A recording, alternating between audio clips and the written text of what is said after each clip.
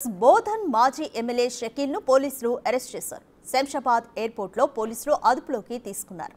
అనారోగ్యంతో తన తల్లి షగుప్తా చనిపోవడంతో దుబాయ్ నుంచి హైదరాబాద్ కు వచ్చారు. ప్రజాభవన్ సమీపంలో జరిగిన రోడ్డు ప్రమాదం కేసులో ఆయనపై గతంలో లుకౌట్ నోటీసులు జారీ అయ్యాయి.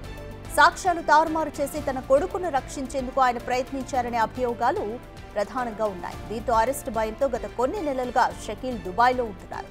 తల్లి అంత్యక్రియల కోసం నిన్న హైదరాబాద్ చేరుకోగా పోలీసులు అదుపులోకి తీసుకున్నారు.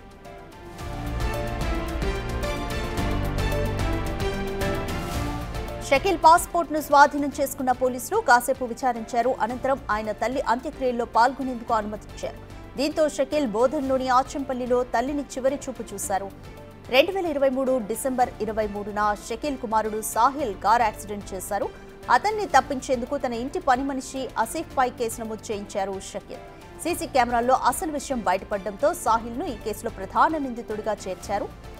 ఈ మొత్తం వ్యవహారంలో నిర్లక్ష్యంగా వ్యవహరించినందుకు పంజాగుట్ట ఇన్స్పెక్టర్ దుర్గారావుపై సస్పెన్షన్ వేటు పడింది. సాహిల్ దుబాయ్ పారిపోవడంతో అతనిపై లుకౌట్ నోటీసులు జారీ చేసి షకీల్ ను ఈ కేసులో A3గా చేర్చారు.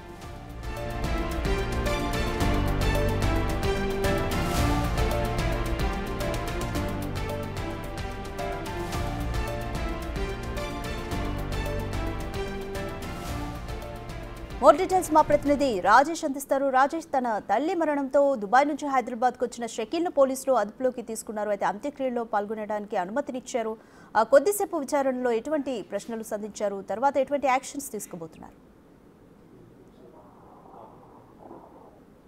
బోధన్ మాజీ ఎమ్మెల్యే షకీల్ కి సంబంధించి కేసుకు సంబంధించిన పూర్తి సమాచారం అయితే ప్రస్తుతానికి నిన్న హైదరాబాద్కు వచ్చాడు. దుబాయ్ నుంచి నేరుగా హైదరాబాద్ రాగానే అక్కడ ఉన్న పోలీసులు షకీల్ ని అదుపులోకి తీసుకున్నారు. ఎందుకంటే గతంలో సిఎంఆర్ రైస్ కి సంబంధించి కావచ్చు, బ్యాంకు సంబంధించిన లావాదేవీలు కావచ్చు, గతంలో ప్రగతి భవన్ ముందు జరిగిన తన కొడుకు యాక్సిడెంట్ కావచ్చు, గతంలో అంతకుముందు జరిగిన ఇంకో ప్రమాదంలో ఒకరి మరణానికి సంబంధించి కేసుకు సంబంధించి కావచ్చు, ఆ కేసులో తప్పించడానికి అక్కడ ఉన్న సిఐని ఒప్పించడం, ఇక్కడ బోధన్కి సంబంధించిన తనకు సంబంధించిన బోధనలో పనిచేస్తున్న మరో సిఐతో ఒప్పందాలు చేసుకోవడం, అక్కడ ఉన్న వ్యక్తిని కొడుకుని కాదని మరో వ్యక్తిని పని మనిషి ఎవరైతే ఉంటారో తనని పెట్టి కేసుని తప్పుదో పట్టించడంలో షకీల్ అలా పాత్ర ఉందని చెప్పి షకీల్ పై కూడా కేసులు నమోదయ్యాయి. షకీల్ A3గా కేసులు నమోదయ్యాయి. అంతేకాకుండా పెద్ద ఎత్తున సిఎంఆర్ రైస్ సంబంధించి ఏదైతే ప్రభుత్వానికి ఇవ్వాల్సిన ధాన్యాన్ని ఇవ్వకుండా తప్పుదో పట్టించాలనుకోవడంలో ఆ పోలీసులు అయితే కేసు నమోదు చేశారు. అంతేకాకుండా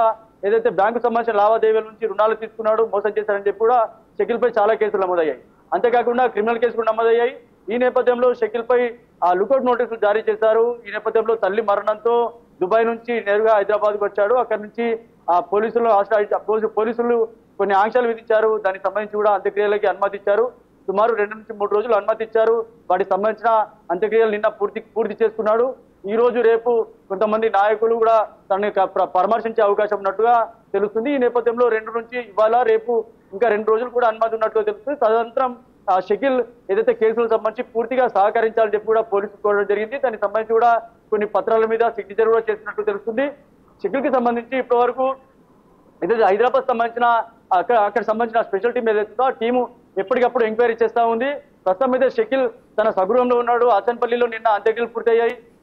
ఇప్పటికి కూడా ఆచన్పల్లి తన స్వగృహంలో ఉన్నాడు. ఇవాళ రేపు 2 రోజులు కూడా ఉంటాడు.